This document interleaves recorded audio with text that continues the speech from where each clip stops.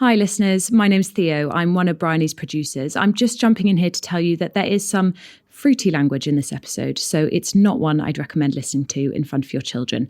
I hope you enjoy it.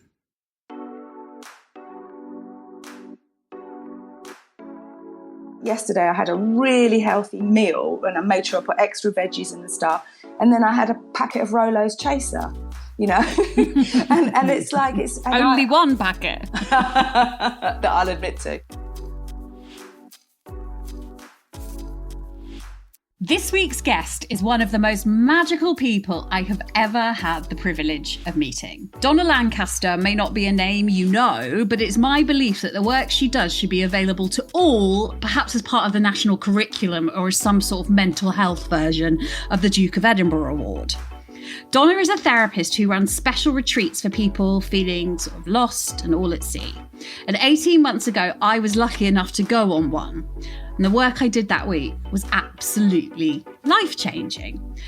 And I wanted to get Donna on the podcast to spread some of her magic healing to everyone, especially as we go through this strange time. So would you please welcome Donna Lancaster? Are you laughing? I'm laughing because I've got, if you could see me, Bryony, I'm all bashful, like, oh, shucks. So the first question we ask everyone on this podcast is, how are you really right now?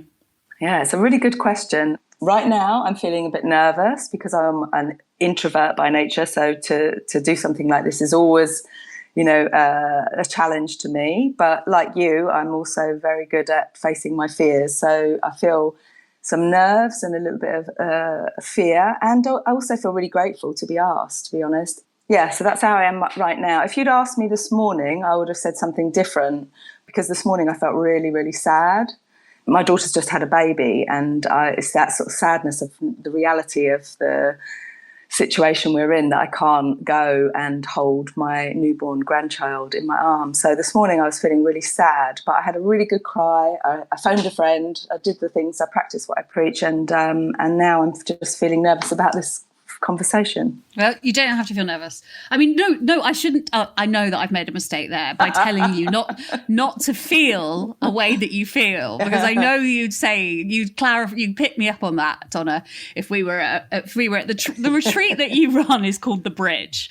Now, I went December 2018, and just to give a bit of background to everyone listening, the summer before that, I was coming up for a year sober, and I was about to do this event, and the person organising the event asked me how I was, and I burst into tears because I was not okay. I was going through quite a deep depression, which I think was the inevitable after, the doing all the hard work of getting sober and then uncovering all the kind of stuff that was underneath it that I was drinking to cover. So she told me about this thing called The Bridge, which is what Donna runs. And she was like, you have to go. And so I did. I went in the December of last year, and it was perhaps one of the most terrifying things I've ever done. And I abseiled once. So, and I'm scared of heights. It's just to let people know it. So you're there for 6 days, aren't you, Donna? And you're not allowed any devices. Can you explain a bit of what it's like? No books. No books, no distractions, basically. So we ask people, and it is an invitation. People will say, you made me. We ask people to sort of hand over their gadgets. We tell them in advance that it's what's called now a digital detox, the opportunity to really let go of all the things that we use to not only distract ourselves and move away from our feeling world, but also what we use to kind of keep us in our heads without realizing it. So, we are all most of us are addicted to gadgets and technology. And so this week offers a particular space where people can let that all go and then allow the body to actually do what it's meant to do, which is to process emotions. And I think what gadgets do, as well as even the so-called good things like books, reading, or even recorded meditations, is they kind of take us away from actually allowing, like you recognised, Bryony, when you were a year sober, that there was a lot of emotions that needed to come to the surface that you'd been running away from for a long time. And that's also what gadgets do. It's the modern drink of choice. So it's really interesting because, in a way, that thing of being forced to sit with the way you feel, it is not something we are very good at as humans, and that's why we have alcohol, shopping, drugs, food, sex, all of those. Well, it's not why we have all those things, but it's why people do often default to them. And it's very normal to do that. And I suppose now in the lockdown, when we've had all of our usual coping mechanisms removed from us, people are being forced to kind of deal with their feelings. And I mean, not least the way they feel about the situation now, a very scary time. I was really interested in what kind of advice you'd be giving to people who find themselves at home, and what kind of things you're hearing from former, I was going to say patients, but that's not really the right word, but former people who have been on your retreat, about how they're feeling right now. Yeah, I mean, the people that have been on the retreat, it's really about them recognising that this reminder of what we always say on the bridge, which is around embracing all that you feel, like you said about me, you saying to me, no need to feel nervous. Generally speaking, we have this belief that there's certain emotions that are, in inverted commas, good, and then there's others that are bad. And what we really encourage is people to embrace all emotions, and if we let them do their thing, they do their thing, and they come and they go. They're like waves and they pass through us. But quite often what we do is we block them, and then that's when you start to get in trouble with physical ailments and mental health issues.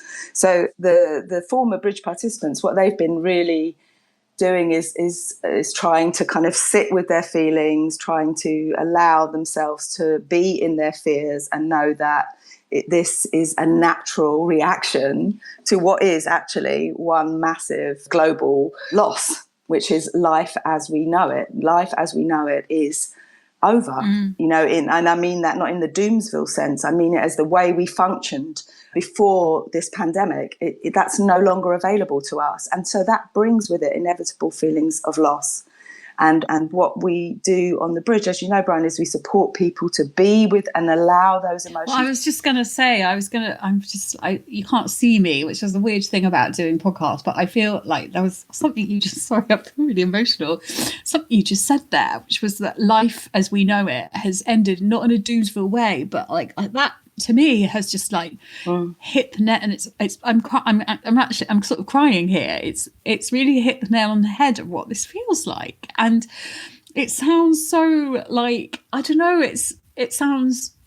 I almost also find myself, and I don't know if you're hearing this from people a lot, like I'm constantly telling myself off for feeling the things I'm feeling. So right now, even as I'm talking to you on this podcast, which is about mental health and about self-care and about looking after yourself, I am chastising myself in my head for crying about this and going, don't be ridiculous. You're safe.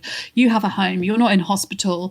You're very lucky. Count your blessings, yada, yada, yada, yada, yada. And I've heard that a lot from people, where people are really stopping themselves from feeling the way it's actually a very normal thing to feel. Like the world has not ended, but the world, as you say, the world as we know it has. And it's okay to be feeling like strange and upset and sad because of that, isn't it? Absolutely. I mean, it would be more of a concern to me if people didn't feel that.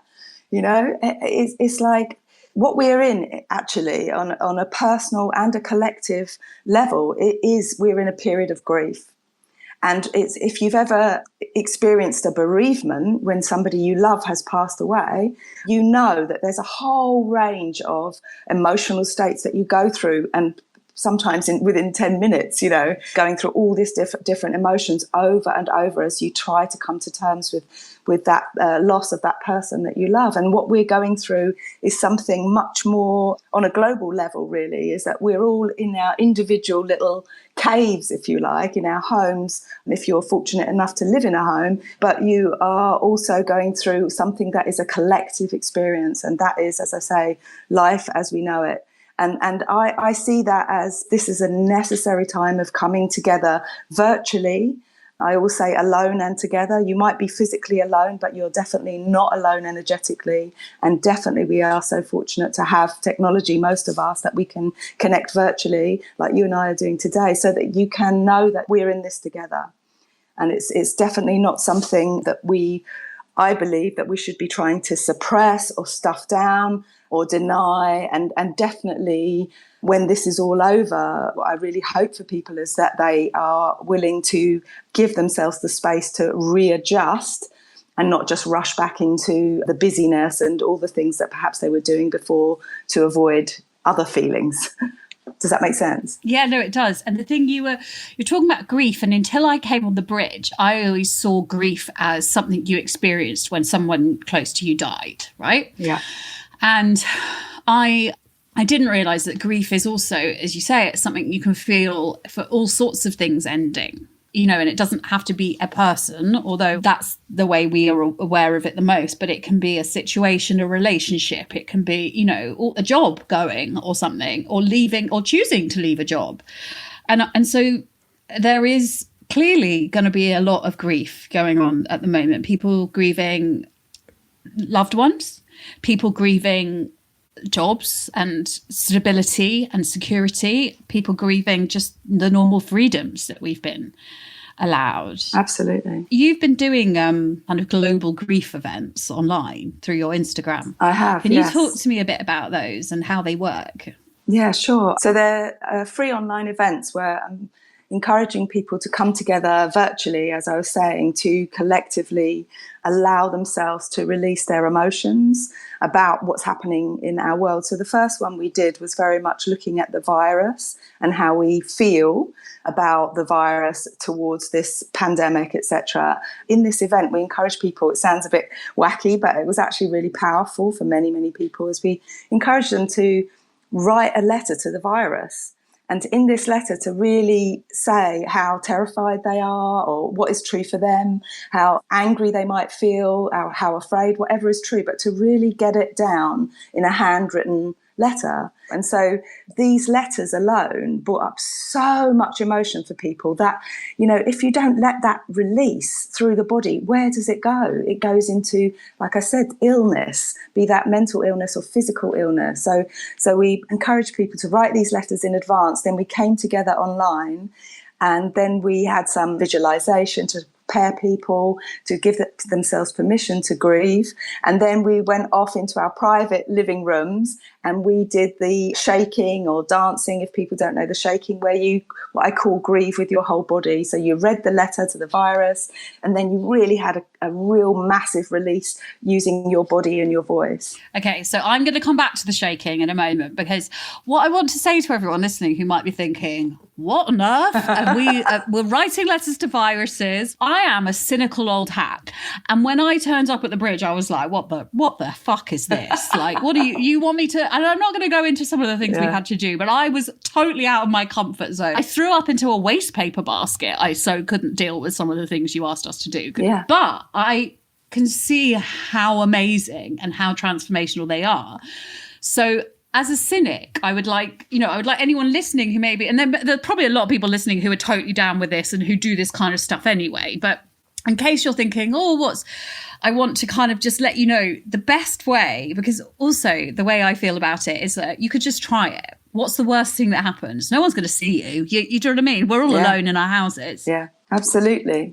And can I just say, Bryony, just to go back to about you being an old cynical hack, which I love that expression. But I'm also cynical. I have healthy levels of cynicism, and so I totally get it with the work and this idea of writing to the virus, which, by the way, Russell Brand has just flagged up as a great idea as well. But I'm interested in what works. I'm interested in doing things that support people to feel better about themselves. So if you need me to stand on one leg and wave a flower in the air, I'll do that if it works, if it has a positive impact on my spiritual, emotional, physical and mental well-being. And by the way, we don't ask people to wave flowers in the air. But well, no. I mean, Donna, don't. Your feelings but I'm not criticising it in any way. No. I'm saying that there is actually something, and I suppose this is all part of the greater problem in life, isn't it? It's that we're all so self-conscious and scrunched up and stuck in bum clenchy, I call it. Yes, bum clenchy and stuck in very tiny ways, and our coping mechanisms are very kind of strict and stringent, and they're looking at phone, work, drink, eat. Do you know what I mean? And we've had all of that stripped out. So I guess that's what I meant. And I'm just really interested in hearing about that sort of the lack of spirituality that we're now being made to kind of face up to in a way. Yeah, I think, it's one of those things. I'm always cautious about talking about this side of the virus, like when we did the online event, as a possible gift, because it's a bit like, if you say to somebody who's experienced a death of a loved one, finding the gift, understandably, they might want to poke you in the eyes. I know I would. But it's really that it's not to discount or undermine what's happening with this, all the terrible suffering and the horrendous nature of this pandemic. But it is also to look at, as you said, like, what is it making us, forcing us to look at on a personal and a global level? And it's making us really, really stop and have the time to start reflect on, like people have been saying, do we really want the normal back that we had before? Do I really want to go back to living at 150 miles an hour? Do I really want that? So it's making us stop. And I think that is the gift within the virus. And I don't mean that in any way as undermining the suffering that it's causing. Does that make sense? Absolutely. So talk about, you were going to give some sort of tips actually for people. So with the virus writing lesson, and obviously we'll put in the show notes links to all of Donna's social media and places where you can join these free online grief workshops. But just in case, for anyone listening, what are your practical tips as someone who's worked in the mental health arena and social care and social work for decades? What are your tips for people right now?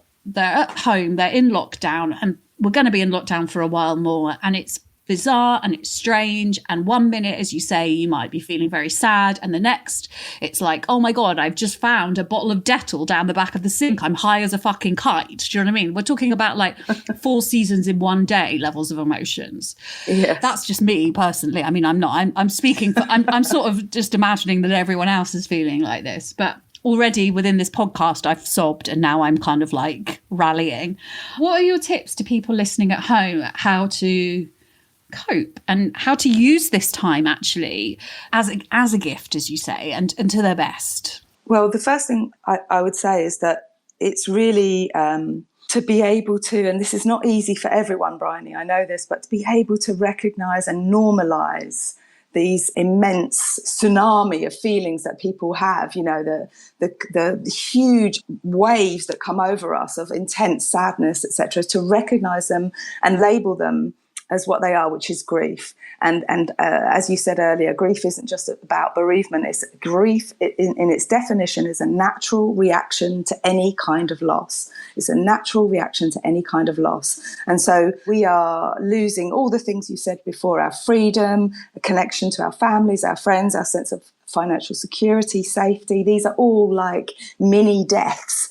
And so that's how big it feels for people. So to really I would really encourage people to have compassion for themselves as much as possible, to really say, yeah, what I'm feeling is normal. So that's the first thing, is to normalize it. And yes, like you have that voice in your head that has the judgments, and to really recognize that often that voice is an internalized voice of somebody or many people from the past, be that a bully or a teacher at school that was unkind to us, or a parent that was particularly critical about us being in our emotions as a child, for example, is to really try and identify that that voice that judges you is not your voice. It just sounds like you. And then there's, alongside that, Bryony, there's the practical things that everybody knows, I'm sure, and that are not always easy to honour. But it's things like good nutrition, eating well, making sure you get some exercise, sleep. People know all these things and they know how important they are. And yet, of course, it's incredibly hard when you're in lockdown to kind of sometimes not just reach for convenient food or reach for this and that. And so I really say to people, like, everything is about balance. So like yesterday I had a really healthy meal and I made sure I put extra veggies in the stuff. And then I had a packet of Rolos chaser. And it's like it's only one packet that I'll admit to. No, but it's really that thing of like really allowing yourself the odd treat, but also predominantly, as you would a kind of scared child, you'd give them predominantly healthy food and then a little bit of a treat along the way as well. So it's all those basics. And then the key things that perhaps people aren't so much aware of that are so, so important is movement. And I'm not talking about exercise here. When you're stressed, when you're fearful, your body is flooded with chemicals, cortisol, adrenaline, etc. And what you really need to do is to support your body to release those chemicals so they flood your system. And so your body needs somewhere to go with that energy. So exercise can be helpful if you do things like power walking or running, etc., cycling, but also things like shaking your body, things like dancing your body with your body, anything that helps you to kind of let your body do what it needs to do to kind of recalibrate itself. So the shaking, when we were on the retreat, every day we'd have to do a serious amount of shaking. And then I remember on the last day, we did like a shaking disco, basically. And we were whooping and sweating. And it was, I mean, I'm quite like, as you say, like it's one of those things of being an introverted extrovert. And I was just like, what is going on here? But by the end of it was really helpful. And in fact, this morning, me and my daughter, we did PE with Joe Wicks. Yeah. And then at the end of it, we started shaking around and kicking and getting rid of, we were like, goodbye, bad energy. You're gone for the day. Yeah. And it is remarkably like, when I was a kid, and I've just done it now, I don't know if you can hear, I used to do this. Can you hear that on the microphone?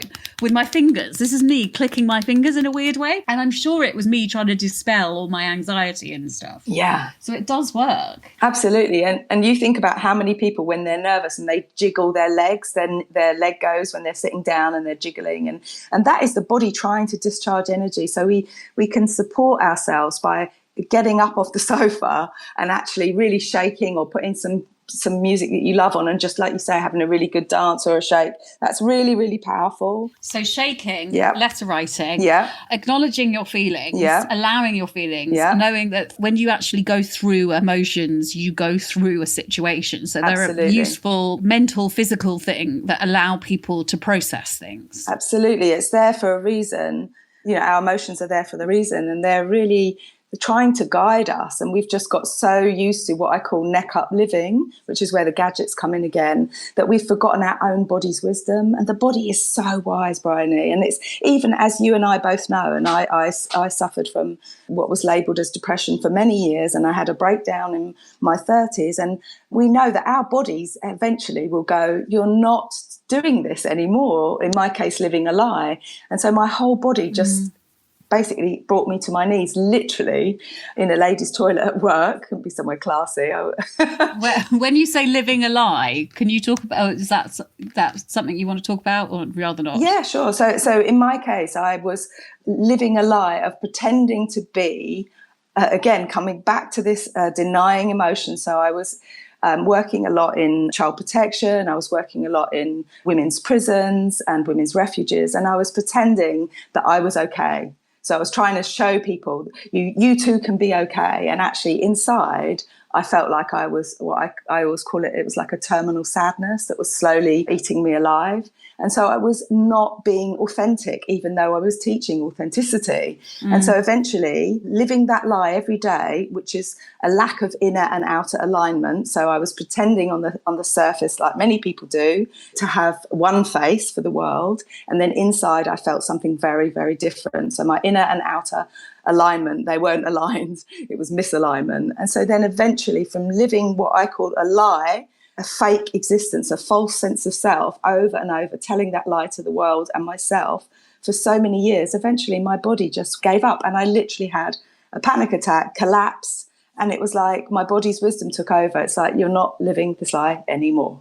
And it was, again, the most painful experience of my life, and like many painful experiences, it was the most profound, because that's where the gift part came through, because it really made me have to face my own unprocessed emotion in a very particular way, which was through the body.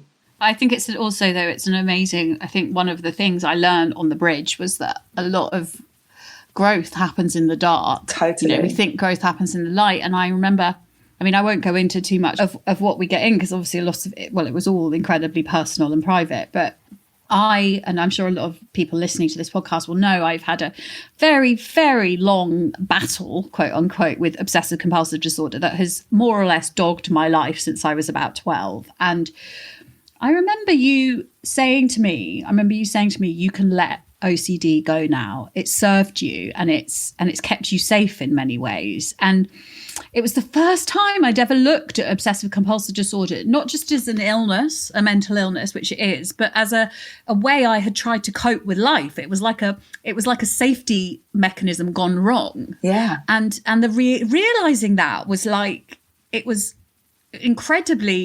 revelatory actually, in terms of me dealing with my OCD, because obviously I still get obsessive compulsive thoughts, but now I am able to right size it and know what it is. And then I think about the growth that I've done in the dark, and you talked about that. And I remember one of the things that gives me hope whenever I'm feeling low or I'm experiencing something traumatic, so to speak, is that I'm growing at the same time. Do you know what I mean? Yes. And I'm learning something, and it's horrible, but I guess for me, it's like, isn't it? It's about acceptance. Like we have to accept what's happening in the world, and it may not be nice and we may not like it, but the sooner we accept it and process our feelings to it, the better. Absolutely, because, as all the great spiritual teachers say, resistance equals suffering. Resisting the virus is like trying to resist a traffic jam you're stuck in. It's like you can resist all you like, but it's still there. Those cars are still in front of you and they're not moving. And it's the same with this, the lockdown is that this is an acceptance of this phase of our life. And then it's trying, like you said, to look amongst the rubble of life sometimes to really find the goodness within that. And that, like many great artists and creatives, and also many very normal people like you and I, is we have found the most growth opportunities within those times when, as I call it, we're nose down in the dirt of humility street. And I've been in that dirt many, many times in my life, and it has ultimately allowed me to do what I do. And that is another key thing about your tips for people, Bryony, is I would really encourage people to of course, all the things that I've already said about allowing and normalizing and using their body and looking after themselves, the self-care piece. And then it's also about looking beyond the self, about how can I serve? What can I do within, even from the limitations of my own little cave? How can I reach out? How can I be of service? Because service is such an important way to I never believe it's altruistic. It's always two-way, but it makes us feel good, and it certainly allows other people to feel loved and cared for and that they matter. And we're seeing that, aren't we, all over the country and the world, as people popping up and more offering amazing services to people to help them feel loved and connected. So I think a service is so important. And that doesn't mean denying yourself and being like a martyr. It just means really looking at, okay, what could I do that might be tapping into my gifts and offering those somehow in this unusual situation that we're in. The other thing I would say as well, Bryony, is about obviously creativity, sing, dance, paint, garden, create stuff. I mean, Brené Brown talks about FFTs. I won't say what the first F's for in case you're not allowed swearing, but it's about No, first we are allowed times. swearing. Oh, Brené Brown, the wonderful Brené Brown. Yes, I do. Yeah, she talks about FFTs, fucking first times. And she says, all first times mean that we need courage, and they make us feel vulnerable often. But this is a great opportunity now to experience FFTs. And she said, we're all going through a fucking first time with this pandemic. None of us have lived through a pandemic before. And so again, it's the self-compassion piece. But she said, try new things, what I call things that make your bum clench.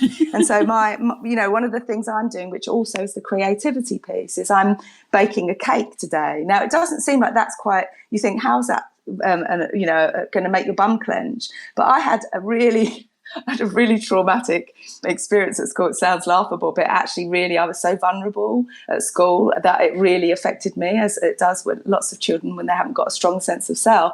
Whereas I was the only person in the cookery class that couldn't make rock cakes. And so everyone laughed at my rock cakes, and I had a lot of shame around it. Oh my God. So for me, I've never baked since. I've never baked a cake. And so I thought today is going to be an FFT where I'm going to bake and allow my bum to clench and see that I can make a slightly collapsed wonky cake, and that everything will be okay, that the past is not here anymore, So I think FFTs are really important, to try new things, learn something new.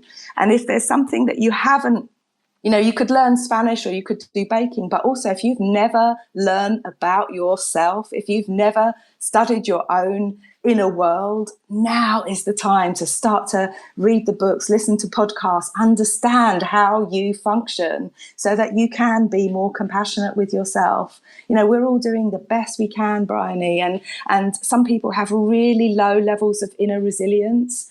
And so really to learn about yourself and understand why you didn't develop that inner resilience can be so healing in and of itself, to kind of go, of course I'm struggling now with my mental health because I had a really rough time being bullied at school, or my parents, weren't there for me, or whatever is true. So really to dive in and learn about your own inner world, your own psyche. How exciting to kind of understand yourself a bit better. Wow.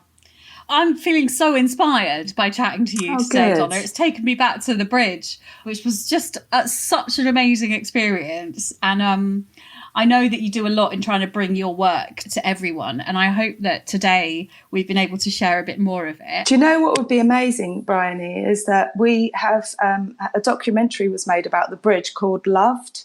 And it's just been released on Amazon Prime. And I really think that this is a really wonderful opportunity for people to, if they find it difficult to access their own emotions about their own situation, if they watch this film and they hear other stories, not only does it open your heart, so if you might cry for somebody else's pain, it's also, as you know, I always say, my grief is your grief is our grief. So it's also resonating with your own heartbreak, your own fears. So, something that about people watching that film so they can grieve even slightly in the privacy of their own home. And it sounds like, oh, that sounds heavy. But as you'll see when you watch the film, is it actually creates more lightness inside.